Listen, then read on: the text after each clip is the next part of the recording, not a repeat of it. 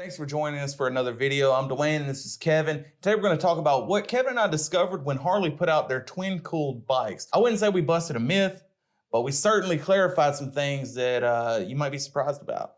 The oil just was running so hot on the twin-cooled bikes. And remember, Harley says oil operating temperature, 230 degrees.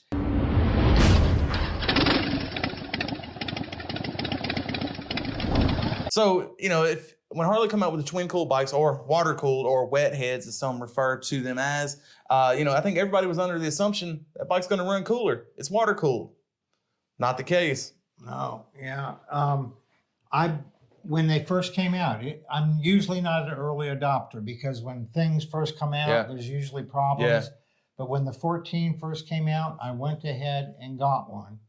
And before we get started on what we learned about the twin-cooled bikes, let's divide up the Harley bikes into different categories. Yeah. First of all, bikes that we haven't even messed with yet are and never will mess with the V-Rod. Right. It went away.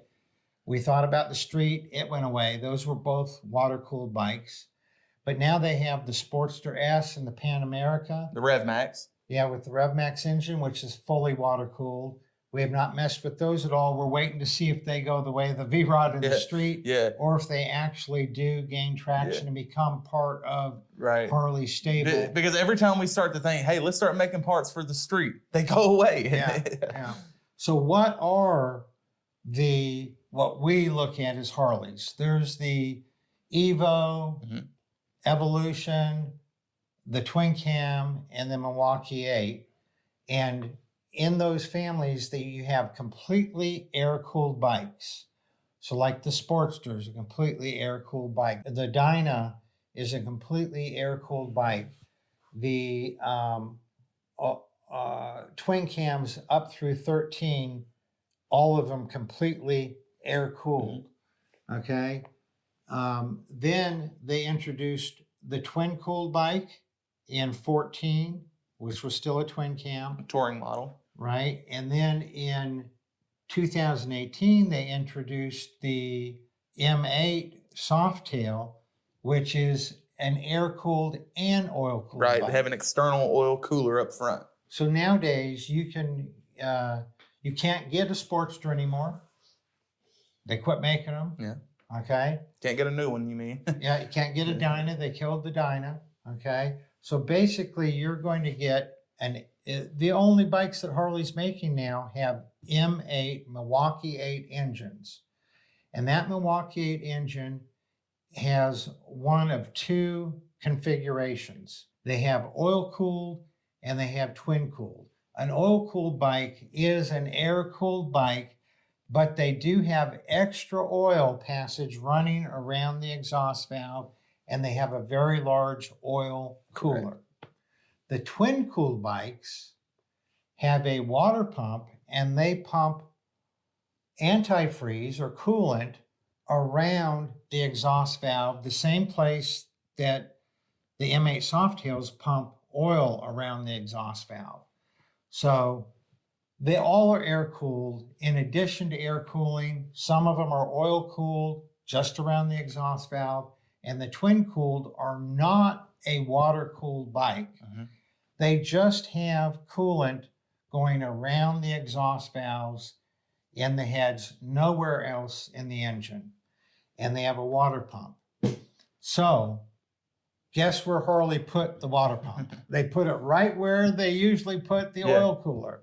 So the twin-cooled bikes, which have the coolant, have no oil cooler. Right, and it's crazy to think. A lot of people don't even realize that. And here's something to consider. The twin-cooled bikes, it's only the touring models, and it's only the fully dressed bagger. So it's their more premium options. So, it's the more expensive bikes out there are the ones that they are calling twin-cooled. So you would think, surely I'm paying extra money.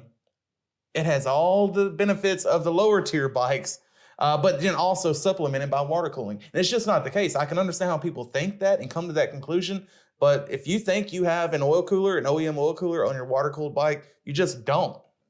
and in case you're believing some of the oil companies out there that say that they make oil that can withstand 400 or 500 degrees, and all the other people out there saying 300 is normal and that it's fine, just look at the video we're putting up here on the screen.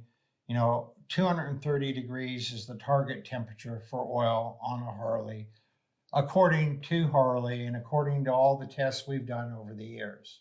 So I got the 14 when they first came out with the twin cooled, and it wasn't the first few days that I was very surprised to find out that this twin cooled bike, that the oil was running hotter than on a non-twin cooled bike. On a bike that had no coolant, ran cooler. Right. So you wonder why then? Like, why come out with a water cooled bike?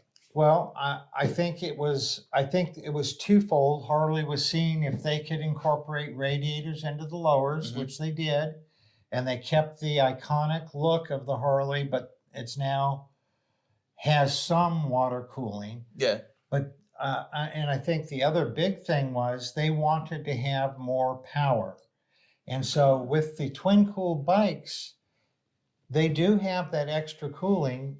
And you would think that they would run cooler, but then what Harley did is they upped the compression to get more power. Yeah.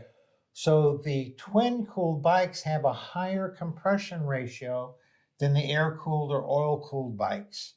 That higher compression ratio generates more heat, and you would think that the twin cooling, the coolant, would offset that heat, and it does very much.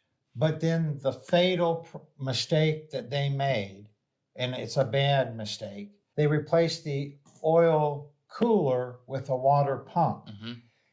And so now the oil has nowhere to dissipate the heat. There's no oil cooler for the engine to shed the heat. So there's no oil cooler. And then something else to consider, well, they did a good job of integrating the radiators onto the bike and sort of seamlessly. You can't even see them. Now you're stuck with lower fairings that aren't removable. So I think this situation is the epitome of one step forward and two steps back. The two steps back being no oil cooler, and you're stuck with huge lower fairings blocking crucial airflow to the engine. Yeah, and a lot of people don't like the lower fairings. I took the lower fairings off of my 2011 because I just didn't want them. Right. And I was able to take them off. I can't now. Right, exactly, right. So the whole thing is we did some testing. And we looked at what temperatures the oil ran on the twin cooled bike compared to a oil cooled or an air cooled bike, and the differences were phenomenal. I mean, the oil just was running so hot on the twin cooled bikes. And remember, Harley says oil operating temperature 230 degrees. And on their bikes that have an oil cooler, they have the thermostat kick the fan on at 220 degrees. But there's not even an oil cooler on the twin cool bikes. And when we did the test, which we're going to publish here in this video, when we did the test, we saw that the oil temperatures were just off the chart. So what did we do? We ran 30 minutes at 70 miles an hour, no oil cooler. Correct. We ran 30 minutes at 50, 55 miles an hour, no oil cooler. And then we did 15 minutes of stop and go, no oil cooler. Right, with an ambient temperature of around 90 degrees. So we tried to touch all bases, you know, cover every step of the way of what you would probably see on a bike. Then we installed the oil filter relocation and the oil cooler specifically made for the twin cool bikes. And we did the same 30 minutes at 70 miles an hour, 30 minutes, 50, 55, and 15 minutes of stop and go. And you can see here on these charts how much cooler it ran with the oil filter relocation and oil cooler. If you want to look at our actual testing and see how we did the testing, and we have a video with all that we'll put up in the corner here.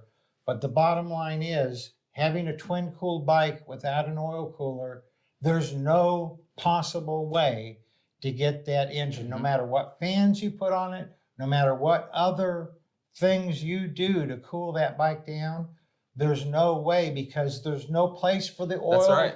to shed the heat. And what's crazy to think is just an outfit from Mississippi can figure out a way to integrate an oil cooler onto a water-cooled Harley. Like, how come Harley Davidson themselves can't find somewhere just to put an oil cooler? You know, if we can do it, why can't they do it? Well, I'm sort of glad that they didn't, because Yeah, even if they did, I don't think it would be as good as what we've come up with. I don't either, But we've been making these available to the public since late 14 or 15, and we have many customers who have installed it and are experiencing, you know, good oil temps on the twin cool bikes now, which is absolutely impossible to achieve without an oil cooler. Like Kevin said, whenever the water-cooled bikes first come out, he got one. And, you know, DK collectively, we've had a few water-cooled models over the years, and it was the same result on every one. But we want to hear from you guys. Let us know what your experience with the water-cooled models have been. Leave us a comment. If you have any questions about anything you've seen in this video at all, shoot us an email to support@dkcustomproducts.com, especially if you have questions about fitting an oil cooler onto your bike. Please like, comment, subscribe to the channel. Hit that notification bell so you know when a new video comes out. Y'all ride safe out there.